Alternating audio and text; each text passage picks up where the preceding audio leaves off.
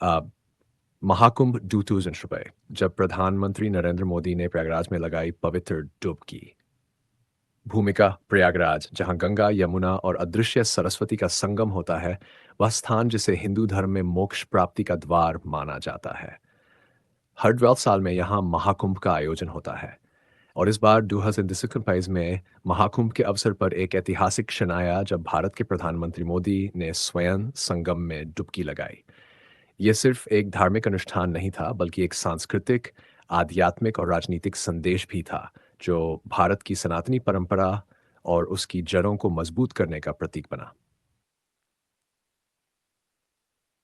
प्रधानमंत्री का प्रयागराज आगमन 1 फरवरी 2025 की सुबह पूरे प्रयागराज में खास हलचल थी। संगम तट पर सुरक्षा व्यवस्था चाक चौबंद थी। हजारों श्रद्धालु प्रधानमंत्री मोदी के स्वागत के लिए उमड़ पड़े थे। आसमान में ड्रोन कैमरे मंडरा रहे थे और हर तरफ हर हर गंगे और मोदी मोदी के जयकारे गूंज रहे थे। प्रधानमंत्री नरेंद्र मोदी भगवा वस्त्र धारण किए हुए, गले में रुद्राक्ष की माला पहने संगम तट पर पहुंचे। उनके साथ उत्तर प्रदेश के मुख्यमंत्री शासनमुखी न्याय योगी आदित्यनाथ भी थे, जो स्वयं एक सन्यासी हैं। जैसे ही प्रधानमंत्री घाट की सीढ़ियों से नीचे उतरे, पूरे वातावरण में आध्यात्मिक ऊर्जा का संचार हो गया। त्रिवेणी संगम में पवित्र डुबकी।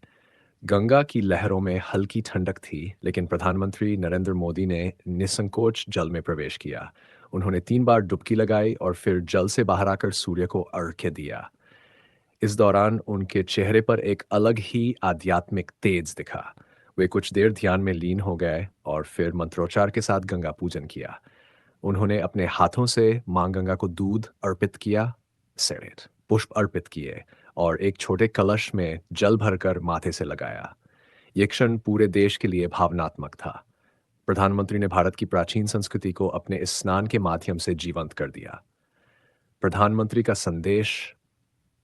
स्नान के बाद प्रधानमंत्री मोदी ने अपने सोशल मीडिया पर लिखा, महाकुंभ में आज पवित्र संगम में स्नान का परम सौभाग्य प्राप्त हुआ। मां गंगा के आशीर्वाद से आत्मिक शांति और ऊर्जा का अनुभव हुआ। समस्त देशवासियों के सुख, समृद्धि और आरोग्य की कामना करता हूं। उन्होंने अपने संबोधन में कहा, गंगा केवल एक नदी नहीं है, ये हमारी आस्था, संस्कृति और सभ्यता की आधारशिला है। इसे स्वच्छ और निर्मल बनाए रखना हम सबका कर्तव्य है। प्रधानमंत्री ने गंगा सफाई अभियान की भी चर्चा की और कहा कि यह केवल एक सरकारी योजना नहीं, बल्कि एक जन आंदोलन बन चुका है। राजनीतिक और सांस्कृतिक संदेश।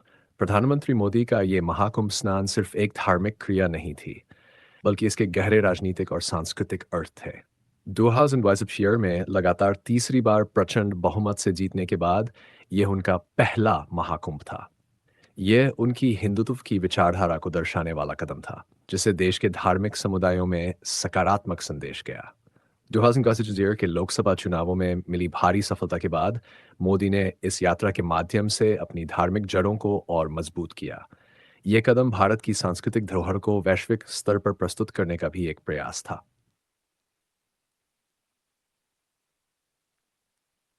अंतिम विचार। प्रधानमंत्री नरेंद्र मोदी का प्रयागराज महाकुंभ में स्नान करना केवल एक धार्मिक क्रिया नहीं, बल्कि एक ऐतिहासिक क्षण था। ये भारत की सनातन संस्कृति को सम्मान देने, गंगा सफाई अभियान को गति देने और आध्यात्मिक एकता का संदेश देने का प्रतीक बना।